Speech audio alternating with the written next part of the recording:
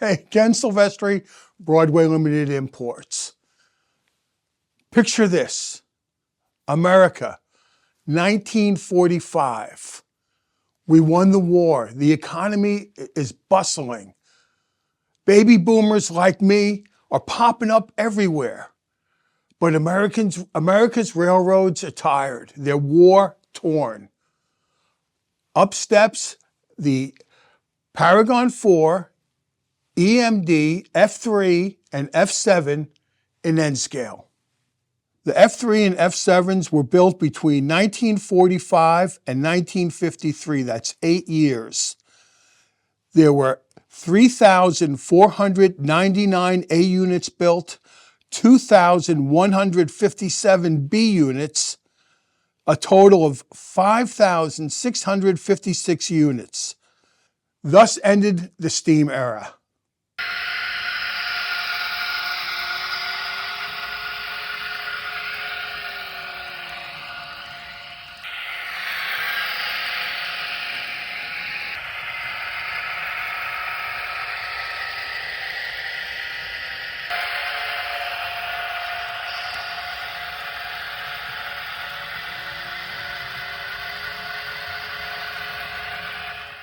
Here's Curtis to elaborate.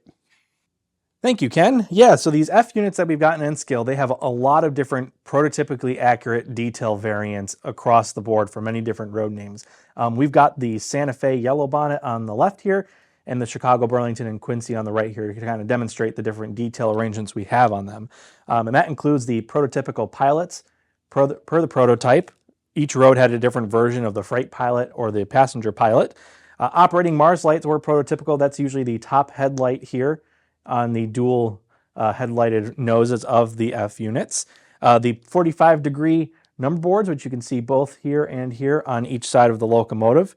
The prototypical horn and their placements. So the Santa Fe version, you can see the 3-chime horn here, and on the CB&Q, you can see the single chime bidirectional horn on there. We got the appropriate water and sand hatches locations. You can find them over here and down here respectively on each locomotive. And then we've also got dynamic brakes were prototypical. Those are usually found under these fans back here. And then we've also have multiple MU door options. So that would be found on the front of the locomotive. You could see actually some additional grab iron detail that we've got on the nose. So this is the engineer side on the Santa Fe unit where that was prototypical. And the CB&Q version, we've got them on the fireman side where it's prototypical. Some locomotives had the railroad antennas, depending upon which prototype. So on the CB&Q, you can see we've replicated that here right in the middle of the horns. And additionally, besides that, we've also got B units that will come with these with matching details where appropriate. And additionally, on top of all of that, we've got different grab irons and sunshades locations where appropriate and mirrors on the side. So we went all out with these F units like we normally do. They're very highly detailed. You can get them in an A-B set or a single A or a single B, so you can mix and match your locomotives and your variety. The F units sure are sweet, and they're in stores now, and they're certainly the best Fs in the market. This next model is amazing, and it's the Paragon 4 Rolling Thunder, Boston and Maine, ATSF, Berkshire, and HO.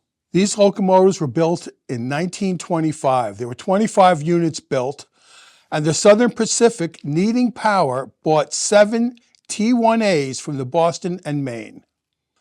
As you see these pictures of the die-cast locomotives, you're going to love the iconic coffin feedwater heater. But check out the detail. It may be the finest die-cast model I have ever seen. It's not plastic.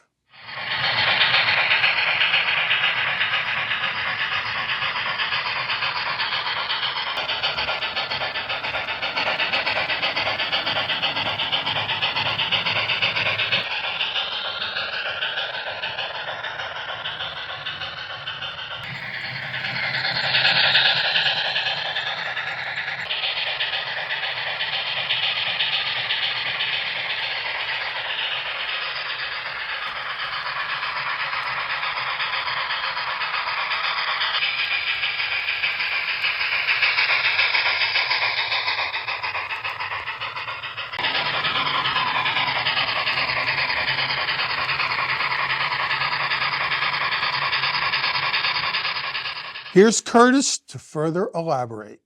All right, thank you, Ken. Yeah, perfectly happy to elaborate on the differences between these two locomotives. The one closest to the camera here is the T1B for the Boston and Maine. We've got several different great details on here, such as hand-applied detail of the railing along the top of the tender. We got the water hatch. We've got working lit marker lights on the back of the tender. We've got the great paintwork on here for the Boston and Maine of this T1B variant. This is, of course, the bigger tender variant of between the two T1As and T1Bs. The coal load is made with real coal that our factory puts into these models, so it's got that real authentic look of a live steam locomotive on your layout. And then additionally, over here on the Southern Pacific version, this is the T1A as it would have arrived to the Southern Pacific, some with some minor detail, different variations. Again, with the real coal load back here on the tender. We've got the same sort of details as we do in the T1B with the guardrail along the top of the tender. We've got the tender ladder and a different little bit of a lighting arrangement with the directional light back here. As you can see, there's no directional marker lights on the rear of the tender as per the prototype.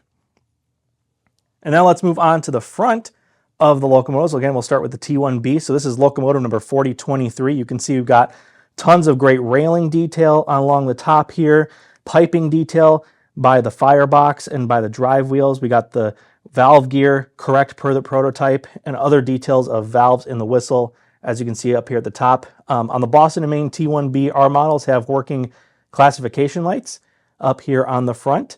And then additionally on the front, these locomotives are known for their very unique looking front with the coffin feed water here, which we got here on the front. The low mounted headlight with the bell just below the headlight. We've got, of course, the coupler grab iron, the cow catcher and plow, and the front coupler for you. So that way, if you want to double head these, you can do that as well. We got the same sort of details on the Southern Pacific variant. The only difference that you'll notice is that the additional number boards on the front of the locomotive. And you also notice that the classification lights, when Southern Pacific got these, they moved them down to the front. Now, unfortunately, because we would have to drill a hole through the coffin feed water heater, these are jewels on the front, but they do have that really cool glistening effect for your classification lights.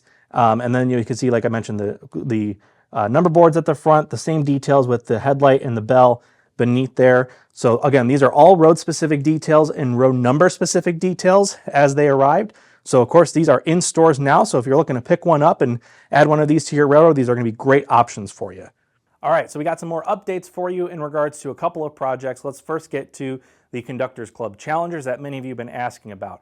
They're currently on the water right now, and they will be arriving to our warehouse here at BLI, and we'll be shipping them out to you guys who have placed your order for one of these later on this month, possibly early April, depending upon how long the shipment takes to get through customs and through the Port of Los Angeles, and of course make it to our warehouse here in Florida. So that's the first update. They're on their way, they're on the water, they'll be here shortly. The second update we have is that there is one product that many of you have been patiently waiting for that is now stateside and will be arriving to your dealers sometime this week. We're recording this on Friday, March 7th. So hopefully by the time you see this video, they'll be arriving to your dealer or currently en route to your dealer soon. And those are the Union Pacific Kennefic business cars, number 119 in HO scale. And we went all out with these cars. We really did. We wanted to make sure that when you had these cars on your layout, that they match the paint scheme of some of our competitors. In this case, we have Walthers. Walthers has their Union Pacific heritage cars that many of you probably have on your excursion train. One of the biggest feedback we got from you guys when we announced the Kennefic car was if we could please match the paint to the Walthers. And we listened, and I think when you take a look at these two cars in some clips here on our layout, you'll be able to tell that we got these cars absolutely matched the Walthers car. So you won't have an off shade of yellow or gray on your UP excursion train. They're going to be great additions to your UP excursion train. In my hand here, I have the Big Boy Tour version.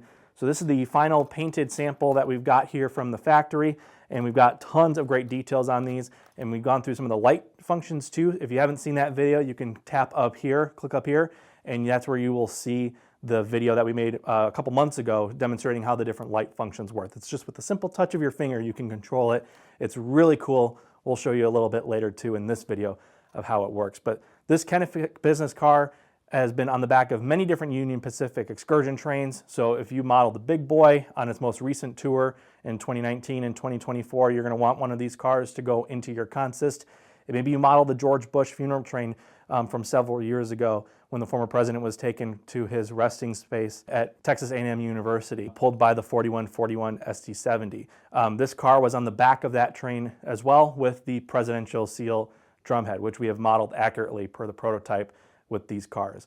There's a couple other drumhead versions that you can find on our website, such as the Spirit of Union Pacific, and we've also got the just regular generic shield on the railings, which is per the prototype as well. So maybe you don't model a specific excursion train, you just want to have that on the back of your train, you can do that, and you can get it with the most generic, as we like to say, version with just the shield on the railings. But let's take a look at them run on the layout so you can see some of the lights and see them in action, because you're gonna want these, because these are really, really hot. We're almost completely sold out of these.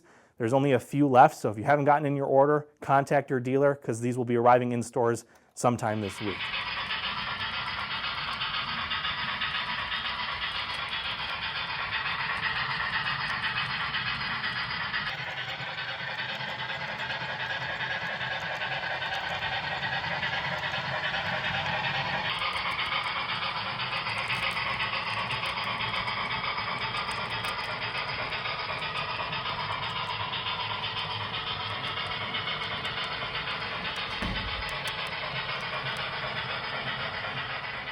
All right, one last thing on these cars before we get to the wrap up of this video with Ken. We're going to quickly just go over, again, the lighting features of these cars, because there's many different ones, and with the fact that you'll be touching the roof of the car, this is where you would find the sensors to control the lights on the car. So starting up at the front on the platform side here, you would tap near the front and you would get the car marker light, the green light, going on and off. Near the back of that little circular dome on the front of the roof of the car is where you would find the red marker light. Further along, the interior light is between these two sanctions right here, this little cross part of the roof. So you see just the lightest tap, you turn it on and off. And the cool part with that is that you can actually control how dim or how bright you want it. So with just the tap and the hold of your finger, you can dim it to nearly completely off, and do it again, and it'll brighten up. And let's say you want it just a little bit dimmer, you could tap and hold it, and when it gets to that point, just take your finger off and you'll hold that brightness or that dimness of your car as it goes on down your track. One more thing too, we got the ditch or the drumhead lights that is located around these wire sanctions up here. So again, if you tap that, it turns on and off. And then the last one is the ditch lights, and that can be found near the back of the train on these wire sanctions near above the vestibule door. And again, just the lightest tap and you can get your car's lights on and off. And that's how you would control your lights of your Kenefic business car. Please visit Broadway-Limited.com for all the information. Thank you again for spending time with us, and until next time, happy railroading.